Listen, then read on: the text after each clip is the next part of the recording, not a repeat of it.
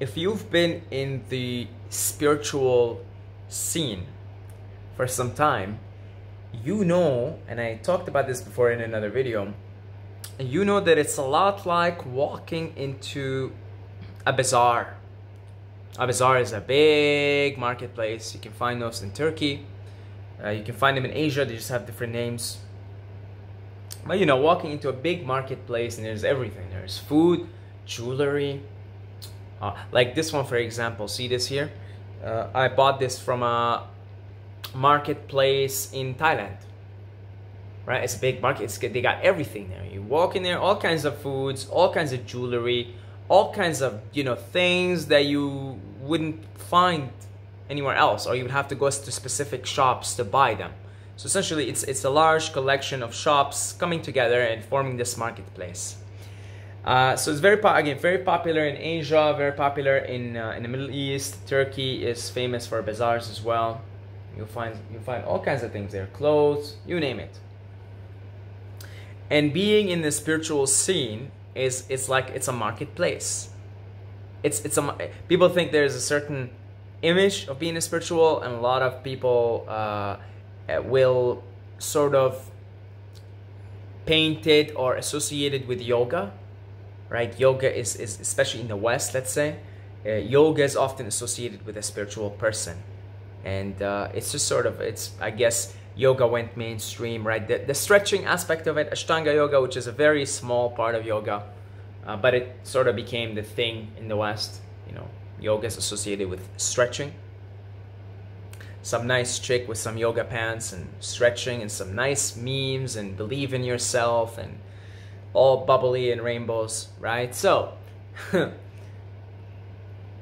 of course, the yoga, specifically let's say the stretching aspect of it, is like but one shop in this big giant marketplace of the spiritual community. So you can't really pinpoint a spiritual community, and in fact you cannot pinpoint a spiritual person, because I'm sorry to break it to you guys, but these Satan worshippers that are running the world are spiritual people also, because a spirit is something, all a spirit is, all being a spiritual is you recognize that there are forces and beings inhabiting those other dimensions that cannot be grasped by the 5 physical senses. That's what a spiritual person is. So you often think of an atheist as the anti-spiritual person, because an atheist is anti-spirit, because they do not believe in anything outside the tangible world, which is the world of the 5 senses. So yes, an atheist is the definition of a non-spiritual person. But I would even argue that because their belief system in atheism, they cannot see the belief system. So in many ways, they are spiritual whether they like it or not, because they're believing in thoughts do not exist. They're not tangible. so they have a belief system which is based on something non-tangible, which is based on a belief system, ideas. So it turns out everybody's spiritual whether they know it or not. But let's, for the sake of convenience, because I'm getting philosophical here, and let's not get too philosophical here and play around with that too much. An atheist person would be a non-spiritual person. A Satan worshipper, like most of these assholes running the world, spiritual people. Spiritual people, but we don't think of them like that, but they are. Because they pay homage to Satan. Who's Satan? It's a reptilian entity in all likelihood, a reptilian god. In all likelihood, that's what it is. You know, and that's what it is. And so they recognize that there are other forces that are actually controlling and running the show here on this density, on this dimension, and so they pay homage to it, and then they get that's where they get all their powers in the society, because etc., etc. You know what I'm talking about here. So that's what the spiritual community is. Now, again, we don't think of Satan worshippers as that, but let's exclude them for a second here, those who pay homage to the dark side of the force, and let's just stick to the ones that are in one way or another paying homage to the light side of the force.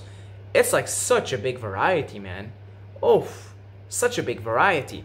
Let's give you examples here. You've got the Ashtanga yoga, the stretching, the stretchers, right, with the yoga pants and the filtered water or alkaline water with in those, you know, really fancy water bottles, right?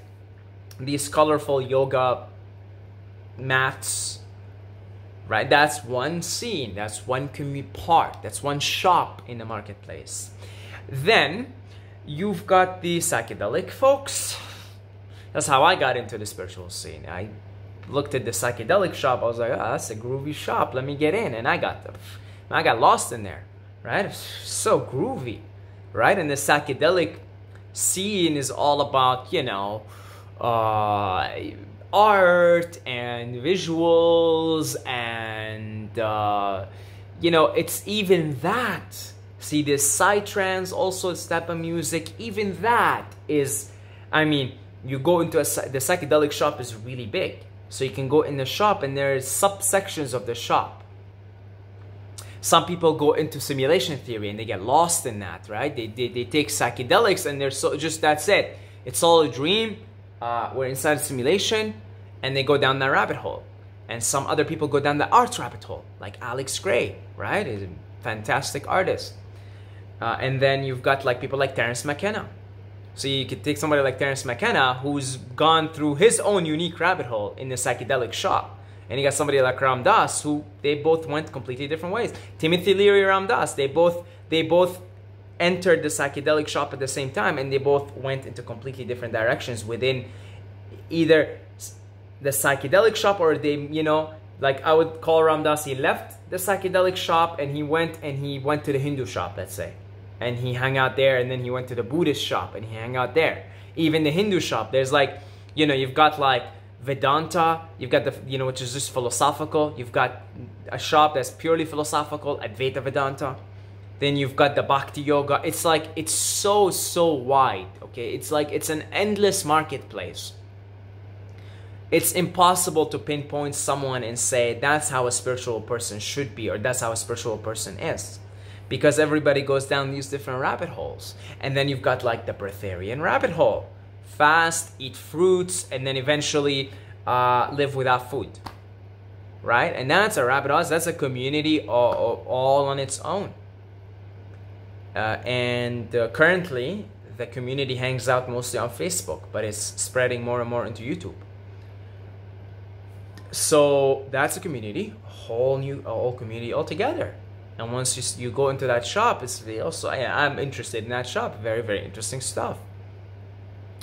Then you've got the aliens, extraterrestrials, you know, the David Wilcock people, right?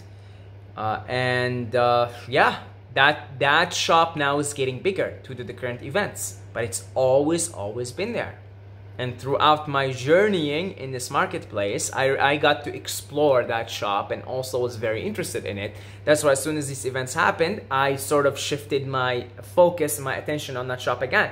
I visited that shop before, I bought a few things from there, met some people there, and yeah, it's also, you know, the whole ETs and crop circles and Anunnaki and Pleiadians and star seeds and all that stuff, right? And I especially was talking about this stuff last year, right? Between like in the fall era when I started to read the Law of One and I started to share a lot of the stuff here, and the densities, 4th, 5th, 6th, 7th density, right? So that's a whole community all on its own, and it's got like because I got my feet, I got like so many feet here, right? I got a lot of feet dipped in a lot of different waters here.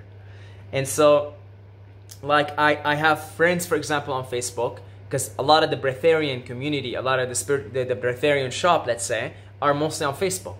You'll see some on YouTube, but for whatever reason, they're mostly on Facebook. There's like groups of like thousands of people in them. So I've got friends and people that I talk to in that field, right? And they have no clue at all about that whole other scene, like the ETs and the aliens and the wanderers and the star seeds and etc, etc, etc, the Law of One and Ra and the Anunnaki and blah blah blah and the reptilians. They have no idea. Like, it's funny because now I follow all these things. I got my feet dipped in all these different areas, and I see like some of the posts from some of my friends on Facebook that are into breatharianism and fasting and detox. They have no idea, zero. And they're considered spiritual people, and they're considered spiritual people, both communities. They have like no idea at all. Like, they're confused about what's happening right now. They have no idea about the reptilians. They have no idea about like who runs the matrix, what's happening, what's going on. Nothing, no clue at all, zero. Like, they're confused, and all they're telling their followers and their people is just continue to fast, continue to meditate, etc. Which is very, very good advice, actually, right? It's very, very good. But you see what I'm saying, because they don't understand what's going on. Then you've got this other community here. Let's call it the Starseed community, right? The light and love people.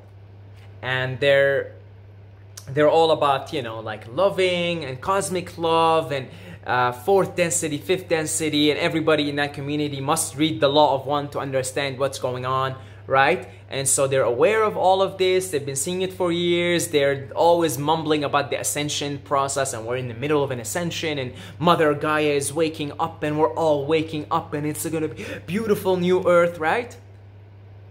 And so they're also very spiritual people. I mean, that's all they work with is the spirit. Here, they're working with the spirit, right? They're channeling their guides and their angels, and the people here in the Breatharian community, same thing. They're working with this force to not be able to eat and still have an amazing vital energy. You kind of have to be really, really in connection with the force, with the unseen forces here. Different aspects of it, the sun, the water, the dark matter through meditation, dark energy, etc.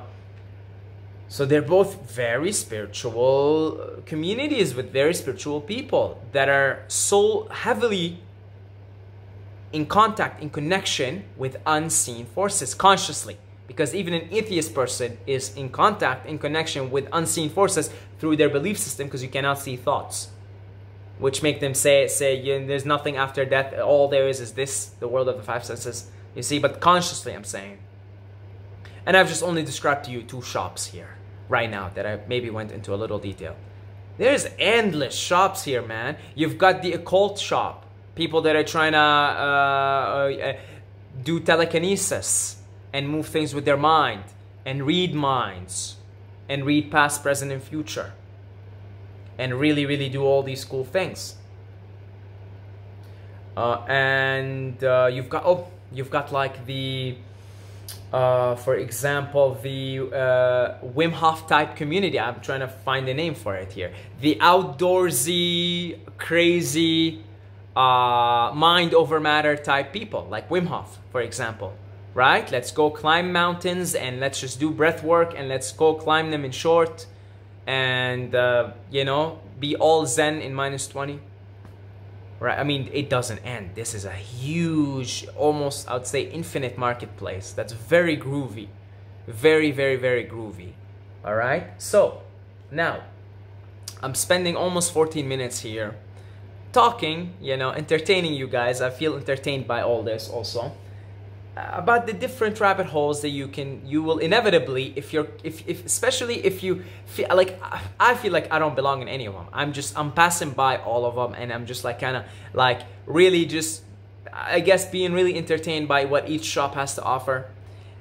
You start to have different friends, and you know different people, and you're exposed to different information from visiting and hanging out for some time in all these different shops. So it's funny because I'll go scroll through my Facebook, and then one post will be like from a breatharian community, for example, somebody that I know, and it'll be like detox, fast, this and that, work on yourself. And the next post will be like, holy shit, like, yo, like they just took down David Icke's video, like those reptilians, the deep state, etc. Like, you know, it's crazy. It's just crazy to see the contrast. And of course, my feed is dipped in many, many different paths too. So when that happens, things get a little interesting, and you start to realize something. When you rise and you become an expert in one shop, let's say, you could very, very easily dismiss the efforts and the beautiful things that somebody else in another shop that you haven't visited yet, because you went into one shop, you loved it so much, and you just decided to hang out there and become a veteran, an expert, which is cool. Because here's what I'm alluding to: we're all part of this big infinite puzzle, and we're all little small tiny pieces, every piece just as important as the next. What makes the marketplace such a fascinating place, what makes the bazaar such a fascinating place, is every shop in the bazaar. That's what makes it so fascinating. That's why people like to go there, because you're looking around and it's fascinating. And every shop is as important as the next. If you go to a bazaar and all they have is food, that's not a bazaar. And if you go to a bazaar and all they have is clothes, it's not a bazaar. A bazaar is, because it has all these different things. It has the jewelry, the clothes, the food, the traditional folklore music, the art, the dance, the dancing, right?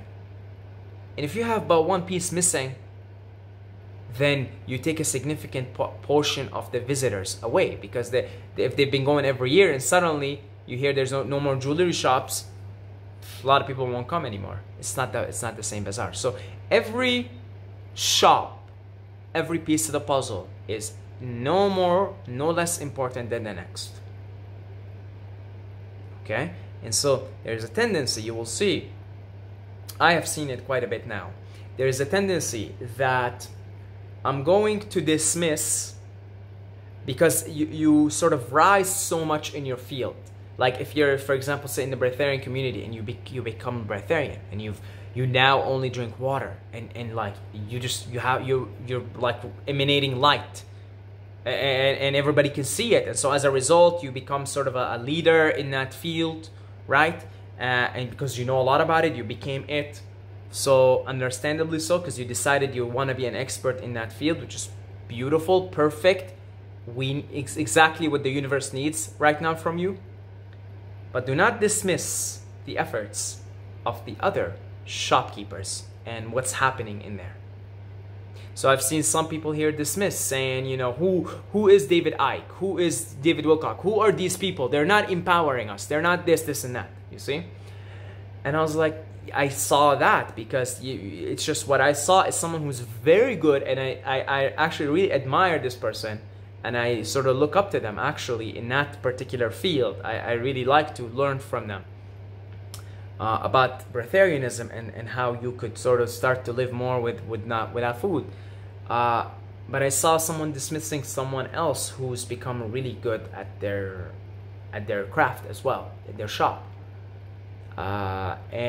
Somebody like David Wilcock, somebody like David Icke, for example. And it's like, we need both here, you know? I don't need David Icke or David Wilcock to come and teach me about health here. That's not their gig. And they seldom do that because they know that's not their gig. David Wilcock will do it from time to time, and I just fast forward because he doesn't know what he's talking about as far as health is concerned. Right? But as far as the other things, I want to listen here. I want to learn from the shopkeeper that has been hanging out there. He liked it. He hang out there for so long, and he's an expert at that.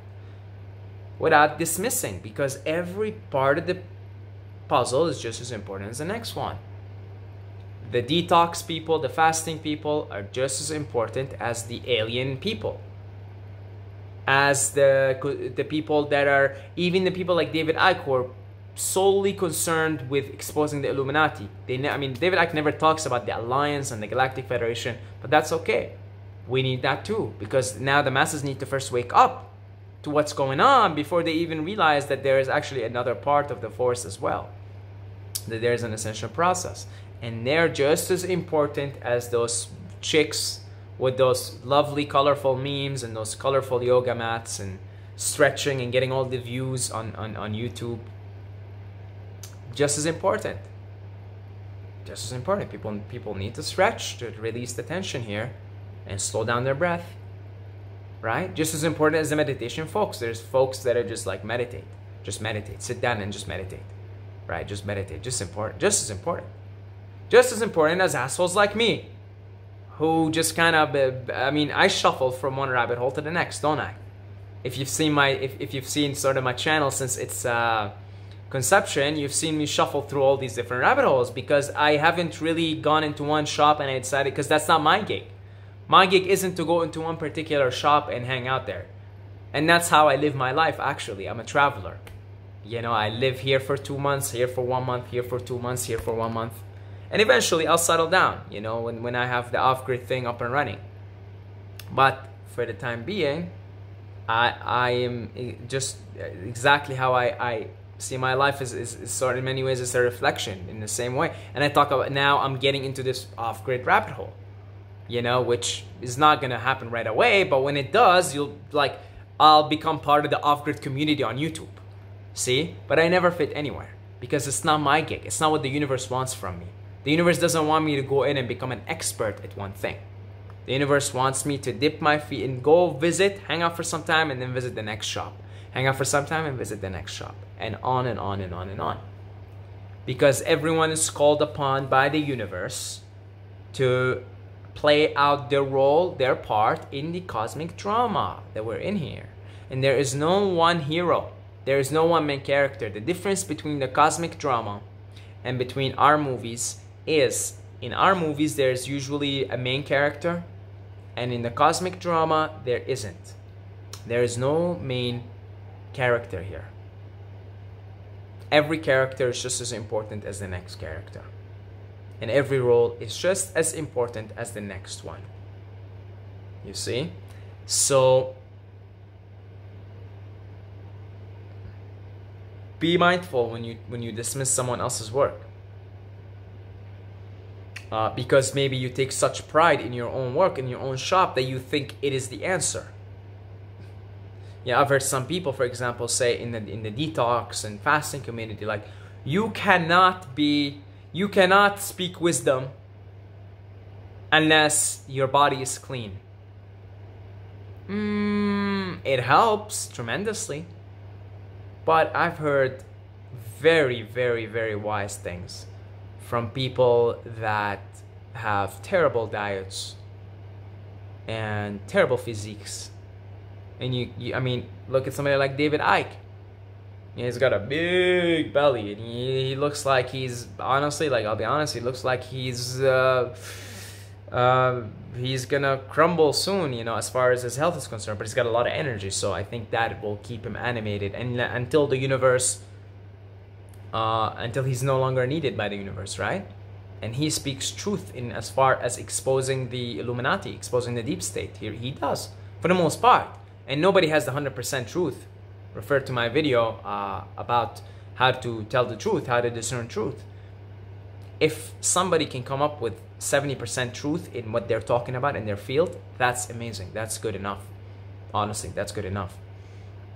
And I've heard lots of wisdom from, I mean, the lady Carla, who channeled the best book, in my opinion, the best spiritual book, at least in the ET community, in the alien community. So again, the best book for me, the best spiritual book in the ET community, The Law of One.